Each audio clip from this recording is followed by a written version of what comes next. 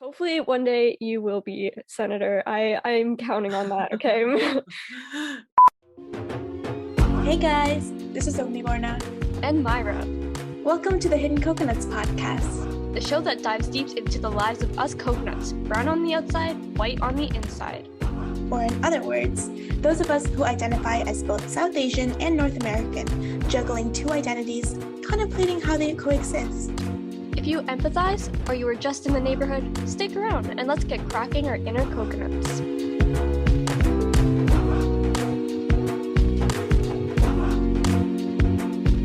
All right, so today we have another very special guest with us. It's Emmett Mark. Emmett, do you want to introduce yourself? Hi, everyone. Well, my name's Emmett. As Myra explained, I'm a graduate student at Carleton University, getting a degree studying democracy, political engagement, ways for people to engage and be activists. And I'm very excited to be on this fantastic podcast here with Aggie and Myra to, discuss how we as second, third generation children and grandchildren of immigrants are really in this special liminal place where we can be very, very important to Canadian society and in kind of ensuring that all voices here in our country are able to be heard in politics and government, etc. Thank you so much for that wonderful introduction. So I'm just curious, was there like a certain specific moment or a specific time that made you think that you want to get politically involved? I think I've always kind of enjoyed being an involved person. Maybe that's just where my personality is or just where a lot of my interests lie. Just a bit more about myself. Currently, I'm a full-time student, but kind of throughout school and throughout various summers, I've worked for different political campaigns and politicians at all levels of government. I've held work terms in the Canadian House of Commons and the Canadian Senate, so I was able to get kind of a good overview of, I guess, how different sides or how different policy-making processes and mechanisms affect the way we have policy created in this country that affects people. I can't really point to a specific incident or a specific action that kind of got me involved or got me interested. I think really, as with, I think a lot of things that all of us sign up for, I'm sure we're all very involved, interested people. It's just to kind of build up on each other like a positive feedback loop. So I might attend an event at the suggestion of a friend, and then I come back from that event with a couple of contacts or a new opportunity that I might want to pursue. And then maybe if I pursue that opportunity, that brings me more opportunities and connections and things like that.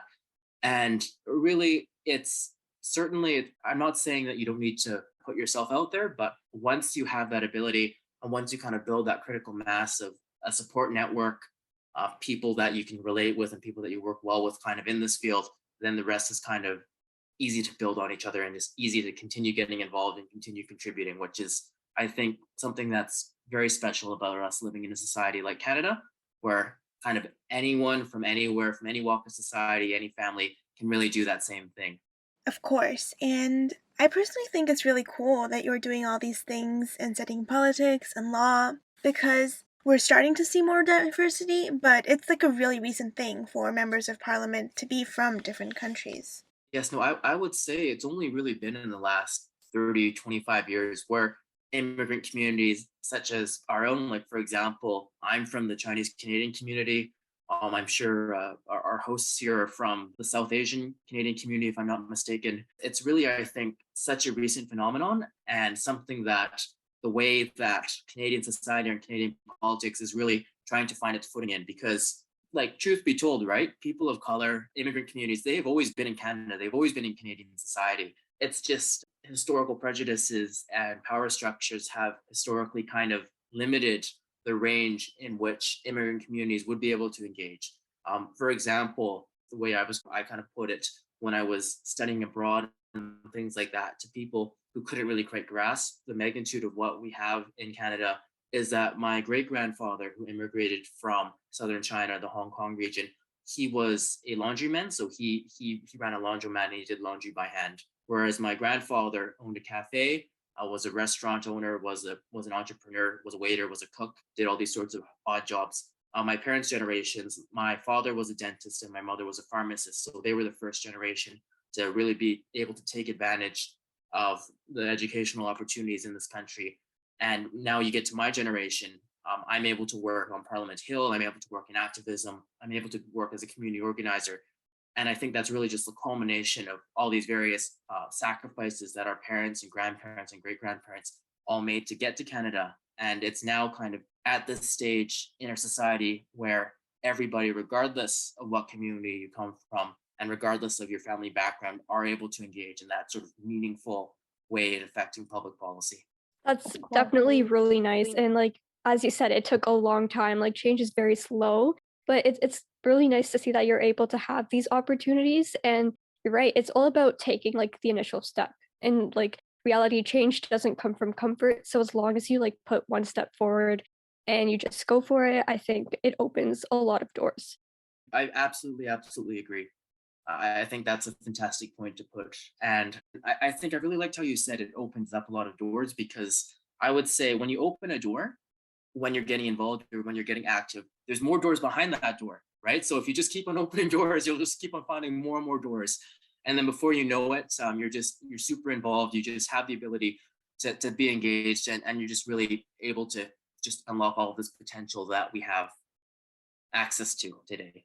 Of course. And also, it's really interesting and inspiring when children of immigrants are involved in activism and pursuing various other endeavors in Canada because there's always an underlying factor of nepotism that goes on. So, to see you guys and literally any child of X generation Canadian doing things from their own will and perseverance is like so inspiring for anyone who doesn't have the same foundation or resources at the beginning as others. Oh no, I absolutely agree. Like for example, I think it's probably one of the first times in in Canadian history, or sort of in the sort of canon of where we're seeing people getting involved, where we're seeing like first generation immigrants being elected as members of parliament. Like I think, particularly from like non European ancestries, I think it's just absolutely phenomenal that if you look at the racial makeup of the Canadian House of Commons, of course, there's always room for improvement and room for increasing diversity and ensuring that all voices in Canadian society are reflected. But if you look at the number of people coming from first generation immigrant backgrounds, I believe we have, as of the last parliament, we have the first Canadian member of parliament that wears a hijab. We have enough black Canadian members of parliament to actually form a black Canadian caucus. We have just an amazing amount of diversity in today's federal parliament that would have been completely unimaginable 30 years ago. Like, for example, I believe Chinese Canadians have only been meaningfully represented in Canadian Parliament for perhaps the last 20 years, South Asians, perhaps the last 25. So just essentially pretty much in a generation, we see this major change. And I think I'd be remiss not to mention the fact that because we've had sort of more, I guess, integrated or sort of children and grandchildren of immigrants now, we're at a point are being born in this country. We're starting to see kind of the ability for people such as ourselves to be filling some of those gaps or filling some of those diversity gaps. Like for example, I know a very common theme in your guys' podcast is kind of coming from a third culture, almost like existing kind of with one foot in the culture or values and ideas from your parents and grandparents, and the other one kind of being, well, you're born in Canada or you immigrated to Canada very young, you grew up entirely within the Canadian society, and you feel fully Canadian at the same time. And I think that is a very important perspective that we're just starting to see enter Canadian political life as well. And I think that's highly important because, as I kind of mentioned, maybe in some of my earlier comments, we're seeing young people from second, third generation immigrant backgrounds filling kind of this space. Like, for example, we're all very confident in our English language skills, which is something perhaps our grandparents might not be as confident in. And at the same time, because we grew up here, we have an intimate understanding of just how to interact from a purely Canadian perspective that our parents and grandparents perhaps might not necessarily have to work on ensuring that they are bringing in that perspective and things like that, if that quite makes sense. For sure. And what you said about languages really stood out to me because Myra and I were recently talking about how the concept of bilingualism or being a polyglot is only glamorized for Western or Caucasian people. Like, if you can speak a second language, wow, you're so smart. But if somebody from the majority world speaks a second language, they judge you based on how good your English accent is rather than the number of languages you know.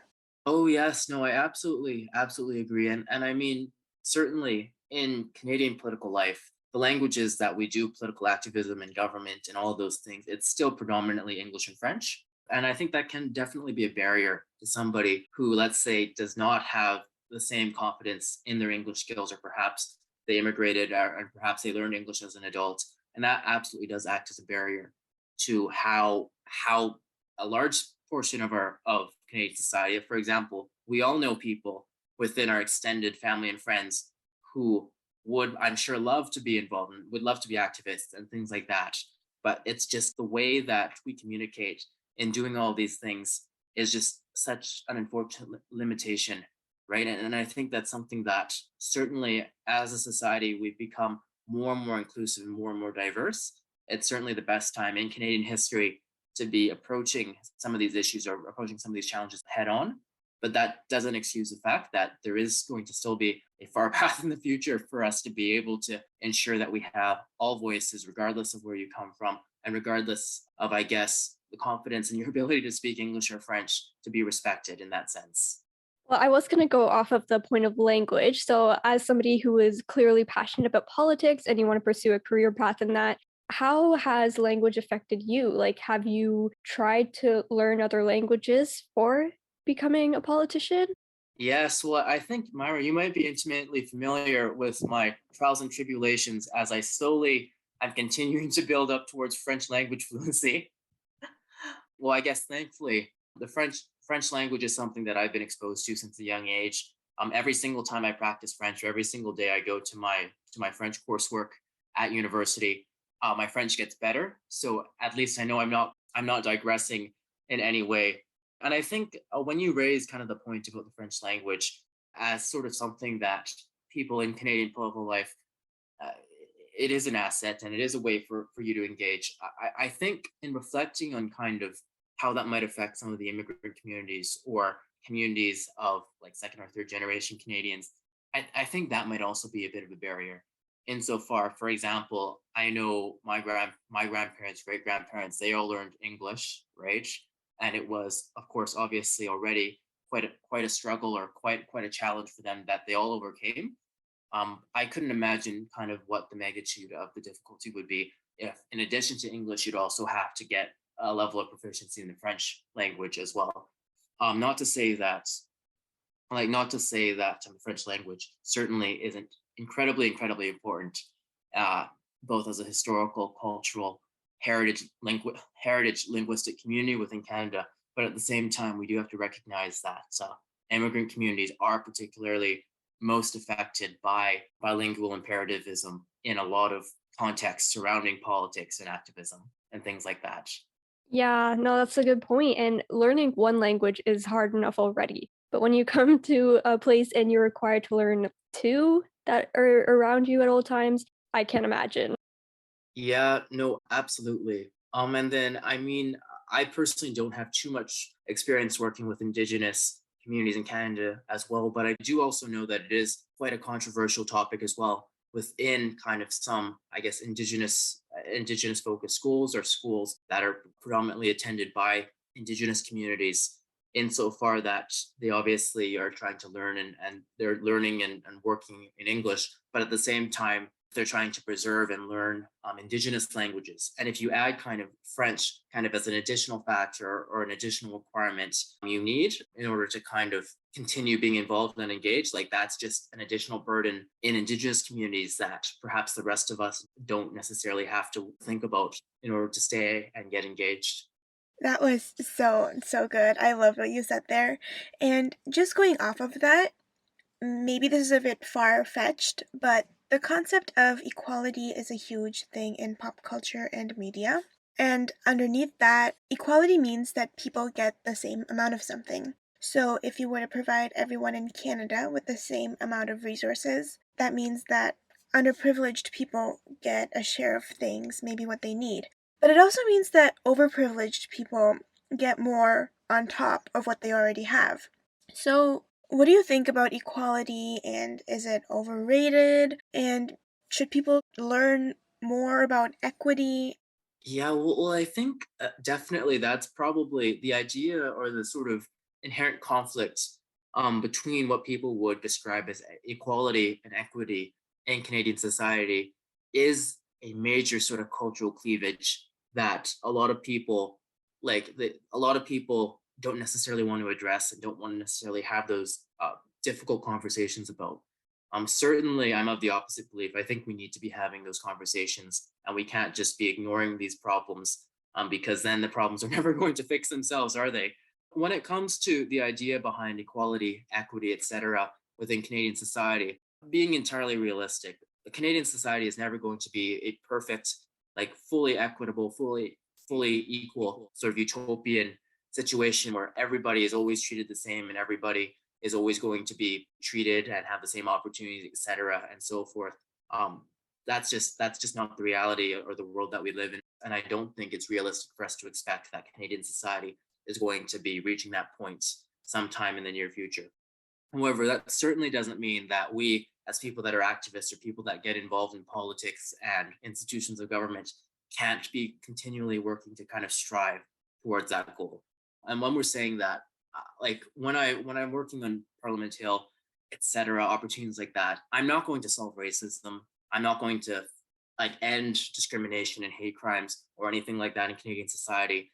But what I think I can do is that the work I put in my 9 to 5 and outside of that, knowing that I'll make a difference no matter how small is kind of the thought that keeps you going. Yeah, and if you think about it, change really starts within the individual. Like, if you take care of the way you perceive things, your beliefs, you're making change right there. Like, imagine if everyone did that simple thing. Maybe we would be closer towards that utopian, perfect Canada. But Yes. yeah, Yeah. unfortunately, not the reality. No, I absolutely agree with that.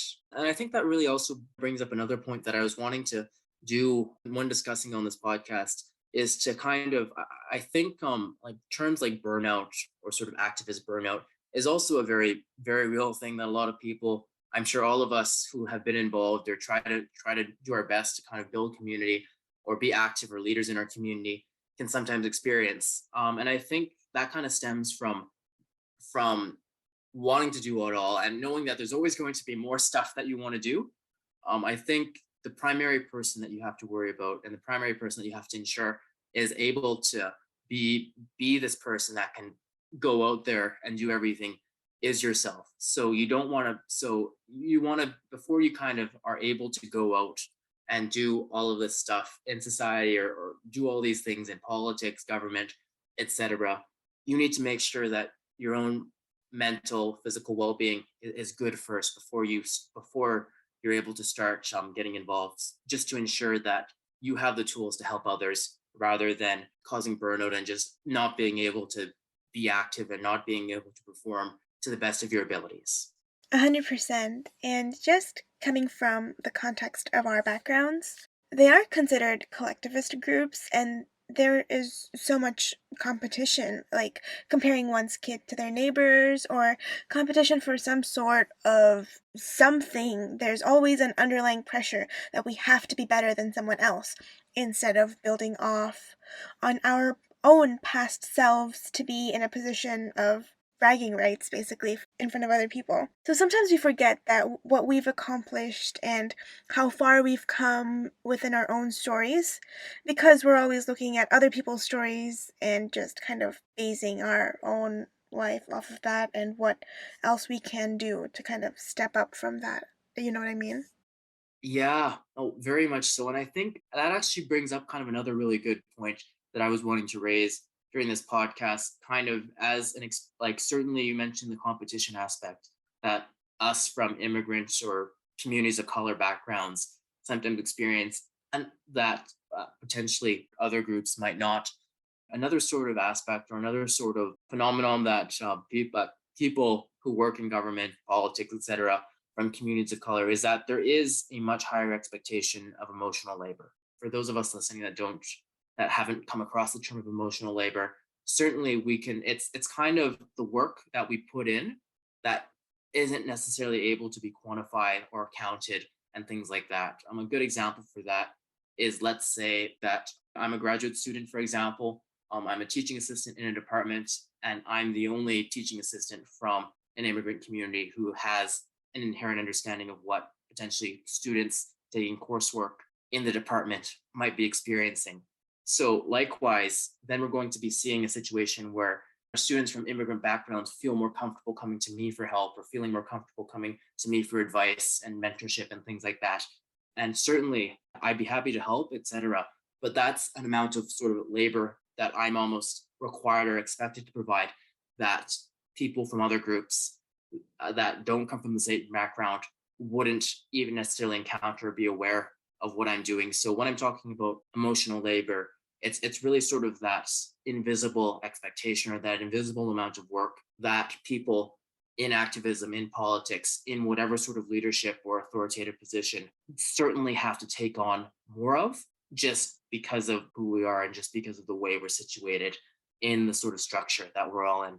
Yeah, it's kind of that idea of privilege. Like, there's people that don't have to do this extra effort and they kind of have things, dare I say, a little easier. But I think it's especially interesting because if you think of politics and the people that represent our country, Canada is one of like the most diverse countries in the world. Yet we have a predominantly white male group that dictates the rules and the laws of the country. So it doesn't exactly make sense why there's not as much diversity in the voices yet.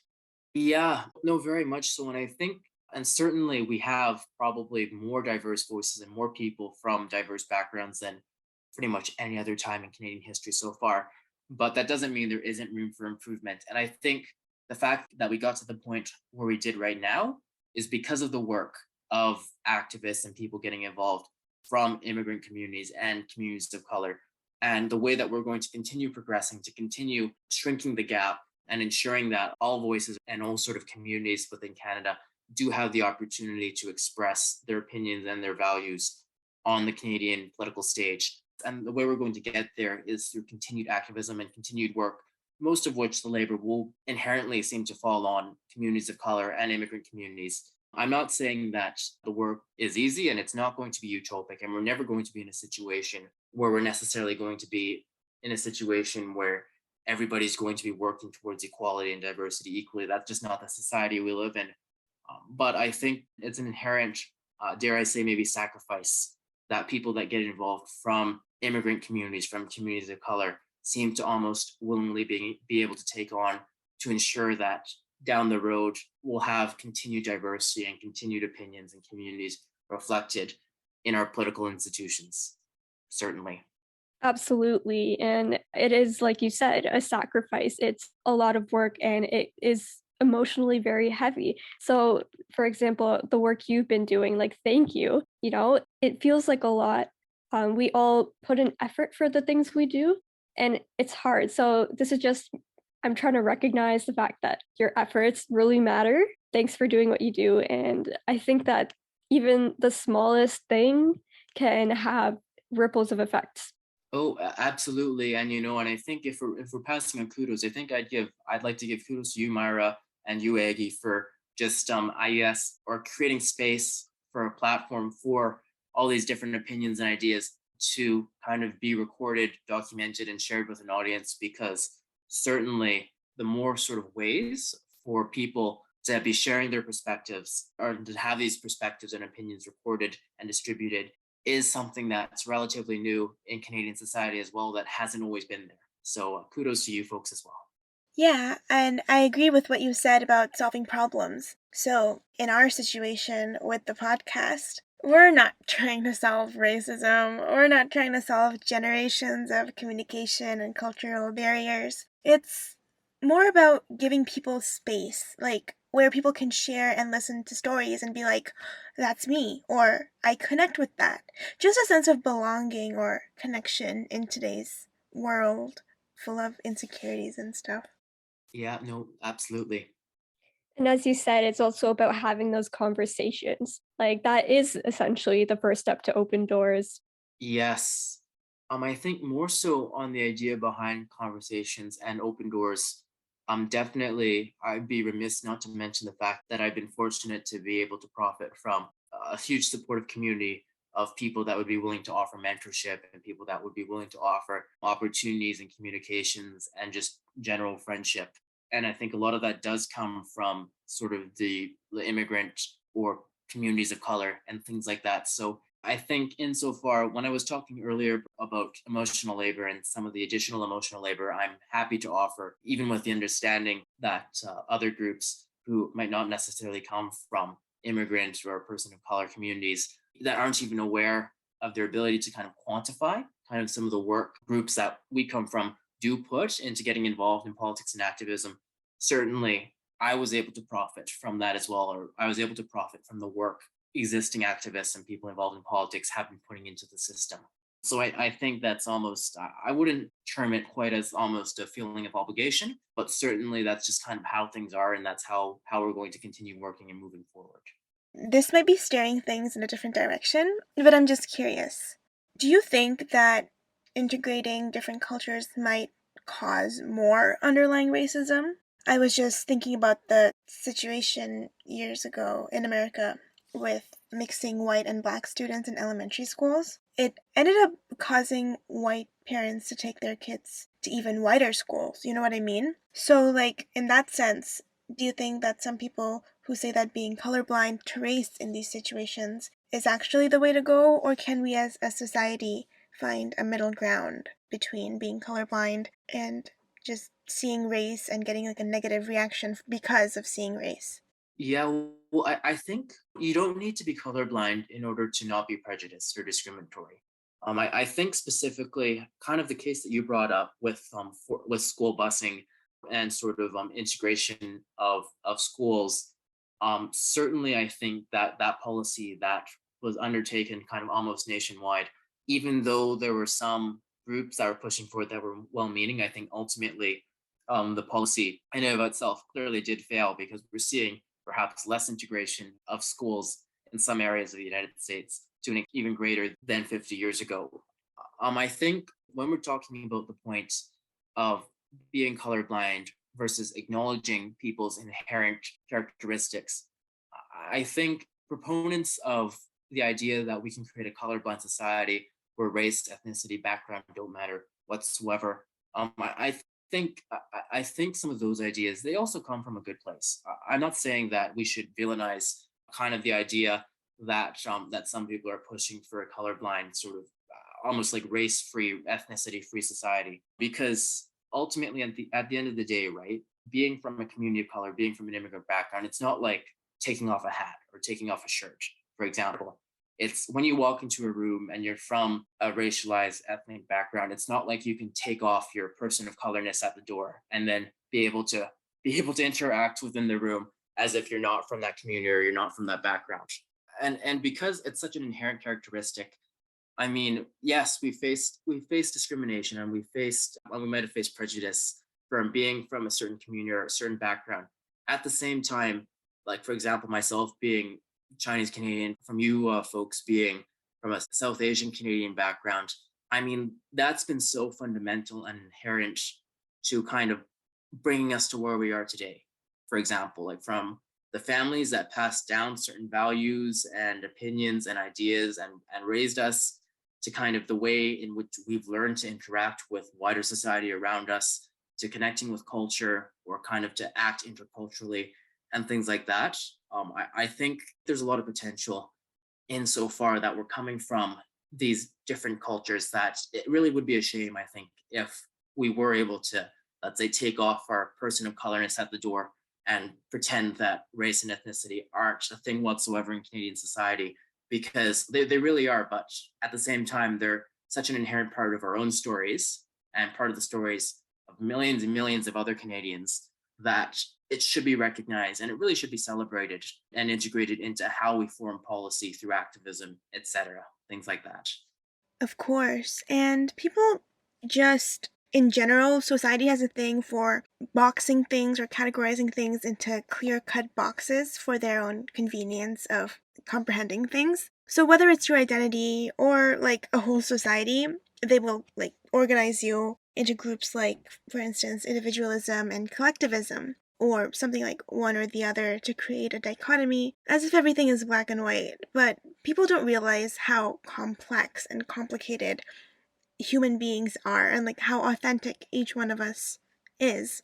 So in that sense, we're like our own unique shades of gray in like a spectrum or a gradient. So for instance, I personally don't think that individualism and collectivism are strong enough terms to define an entire population of people because immigrants who come from a collectivist society, they are living their day-to-day life in an individualistic community. They adapt traits from both their cultures, they've mastered code switching and frame switching, so you can't really completely 100% put them in one or the other anymore.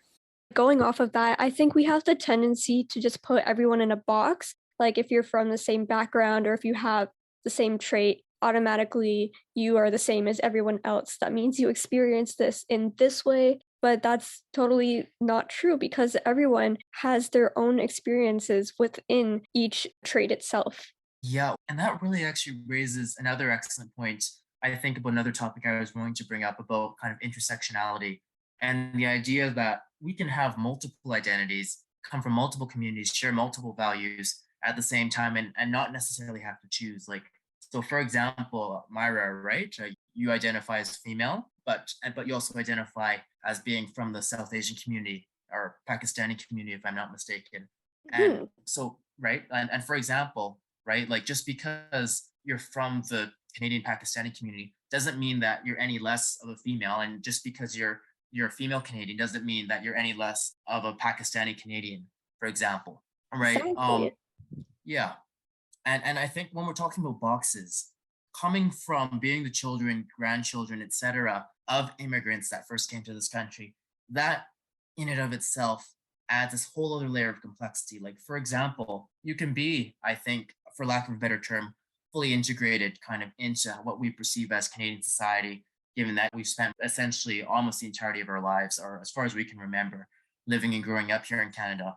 And just because we're able to kind of relate on that level doesn't make us any less as coming from these immigrants or racialized communities of color sort of backgrounds. And at the same time, that doesn't also diminish or minimize the fact that we might have any number of other sort of identities that hold equal footing and that affect the remainder of identities equally and things like that. I don't think anybody should ever have to feel like they have to choose between identities. But because it is, I guess, a relatively new phenomenon that we are seeing recorded in academia, in the way people interact, and in our institutions of power in Canada, that we're now finally having to have these conversations about being from a third culture, being from an immigrant community, or having all these other sort of identities, etc. Yes, and honestly, personally, like, I think the biggest label or the most important one that I and we all have is simply being a person. Like, let's take bagels, for example. Yes, I'm doing a metaphor with bagels. So we have lots of types of them, right? We sesame, plain, cheddar, everything. But in essence, we're all still bagels, you know? We have our toppings, we have our tastes, but that doesn't change who we are, at the very fundamental level. No, I absolutely agree. I mean, I think all bagels are delicious, and I think we should therefore, I guess, treat all people with dignity and respect. That we should treat our neighbors or friends with the same dignity and respect as somebody that might come from a different background that we don't inherently have the same understanding about. I do have one final question if you're up for it. Yes. So, just overall, in a way, non Western societies are also changing and evolving each day and are exposed to media and the internet and pop culture to see what's popular despite not living in a Western country. So, in that sense, do you think that the world is slowly becoming Americanized and inheriting Western patterns of living, primarily in urban areas of countries or like the more comfortable areas of countries, like what they think being high tech and civilized means? Do you think like they're implying that as synonymous to American, like having certain aesthetics and manners and stuff? Yeah, you know what? I think broadly, to answer that question, we'd first have to maybe kind of define or describe what exactly American culture is, or North American culture rather. And certainly, I think if we look at kind of the fundamental values that a lot of this sort of North American culture is built off of, we can find perhaps a lot of basis in what historically would have been considered like more civilized or better than everything else, which we of course know is not true. But kind of in building on that, one thing that's always amazed me or kind of learning about sort of American culture is throughout the 20th century and even today in the 21st century, the amount of integration from other cultures. For example, I would say like anime, manga from Japanese culture, K-pop from Korean culture, foods like pizza, spaghetti from Italian culture, and things like that, that have also at the same time had a major effect or major integration into kind of this American or North American cultural canon that is, I guess, a reflection of the globalizing world that we're living in. I'm not an anthropologist or I'm not an expert on cultural studies by any means, but in the idea that I guess America or North American culture being this sort of culturally dominant presence in our everyday lives, certainly I think I would agree with that statement. But at the same time, I would wonder kind of to what extent we're seeing kind of, I guess, integration of cultures from other parts of the world, kind of finding ways to fit into this sort of American globalized cultural canon and kind of existing along that continuum in the future. For example, like as I mentioned earlier, I think it's only really been in the last maybe 5 years that we've seen this massive cultural influence or this cultural rise from South Korea, for example, with things like skincare, things like music, K-pop, and things like that, suddenly taking a very prominent place into North American pop culture. And then kind of from there, be this sort of international spread, etc. Who knows where else we're going to be getting cultural influences from as the world continues to globalize. Right. And there's also a difference between culture appreciation and cultural appropriation. So, what you said about skincare, something that's a recent trend is the clean girl routine or the clean girl look, especially on social media and like TikTok. So, that's like the sleek low bun and the glowy skin. What people don't acknowledge about the clean girl routine is that it originated centuries ago in South Asian culture. So it's a norm where I'm from and just in that area. It's a norm to like massage our hair with warm coconut oil and let it stay on. But like when I was growing up in Canada, we were ridiculed for having oily hair and being dressed up in a certain way. But now, what we used to get ridiculed for, people are westernizing it and influencers are like calling it their own discoveries and getting praised for discovering these things. No, I absolutely agree. Again, I'm not an expert, of course, on cultural studies and studying the differences between cultural appropriation, appreciation, etc. But what I can say is that I think the number one priority that we should always be prioritizing when it comes to sharing and adopting things from other cultures is that people feel respected and people feel that their dignity is intact and that people feel that they are respected when you're adopting or when you're taking something or when you're borrowing something from their culture. I mean, for example, I just learned myself just from you telling me about this sort of clean girl aesthetic coming from South Asian culture and how visuals that used to practice that used to be ridiculed, right? And whereas today we're seeing kind of this mass adoption, right, on TikTok, on social media, etc., where it's not being ridiculed or any way like that. Certainly, we can't go back in time and prevent people who were ridiculed for having this aesthetic from being ridiculed, etc. But I think certainly now, I guess knowing the knowledge and just I guess increasing awareness of the fact that this does come from a certain culture, does come from a certain community. I think that's just important to know about awareness, etc., and things like that. I think you nailed it. That was great. Myra, do you have anything else to add? No, honestly, you're just so articulate and your responses are just detailed and they cover everything. So, in terms of that, I don't have anything else to add, but I want to make sure that you talk about whatever you wanted to before we leave this meeting. So, is there anything else you wanted to cover? Yeah, well, firstly, it's been such a pleasure just to be able to share some of my own ideas and thoughts about the topics that you folks are excellently covering in creating a platform for. And I think if I'm going to leave everyone with with a single thought, I'd say if you have the ability, if you're in a place where you can get involved and you can kind of give back to get more people involved and to get more opinions and ideas and more, I guess, more opinions, more perspectives involved in the way Canadian political institutions and institutions of power, which affect public policy, that affect all of us. If you have that ability, I would highly recommend putting yourself forward. Once you kind of get started, it's not scary. It's easy. You'll find it's certainly today is the best time in probably Canadian history to find a supportive group of community mentors, etc. There's no need to wait for other people to get involved in your behalf. If you want to see a change in the world, and if you want to see something improve, and if you want to continue building our progress towards a society where all people and where all opinions can have a voice in our institutions, absolutely put yourself forward. You're welcome to reach out to me. I'm happy to share my socials, etc. When this podcast episode is shared, by all means, I'm happy to either share with you some of my own resources or point you in a direction where I think you would be able to find something like that. But just kind of at the end of the day, if you have the means, get involved. It's rewarding, and you're really making a better Canada. That was beautiful. Thank you so much. It was an honor chatting with you, and when you do become senator, I hope you remember us and being on this podcast once upon a time. Thank you so much. That is the dream, Senate of Canada. But I think I have a far journey ahead of myself before I get somewhere.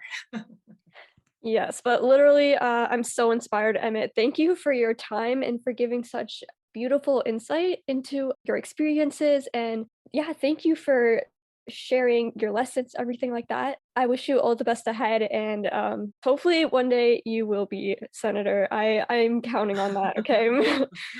Yes. Well, again, it was such a pleasure to have the chance to sit down and chat with you, and as well as share some of these thoughts and opinions with your viewers and listeners. You've reached the end of another episode of The Hidden Coconuts. Thanks for listening. Be sure to check out our Instagram at The Hidden Coconuts for bloopers, more of our wandering thoughts, and a chance to be a guest on our show. We love to discuss and tackle everyday coconut quandaries, so stay tuned, and we'll see you on top of the coconut tree soon.